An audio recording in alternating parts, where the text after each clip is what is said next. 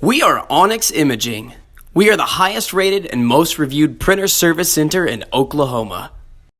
Hey there YouTubers, it's your girl Brett over here at Onyx. Today in this video I am going to show you how to change your toner cartridge on an HP LaserJet M234sdwe. So the first step, you want to go ahead and open your front hatch.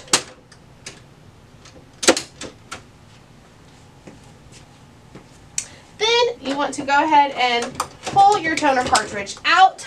I always like to set my toner to the side away from my new one so I don't get them mixed up. So set it to the side, unbox your new one. You'll have to pull some wrapping off and all that. And then what you want to do when you have the new toner, you want to follow the guides here.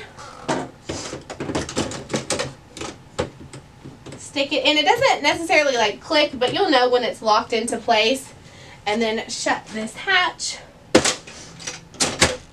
Your printer will then initialize. Do make note that this printer will only take HP. You cannot use a compatible, a refill. It is strictly locked down to HP only. So thanks for watching our video today and have a great day.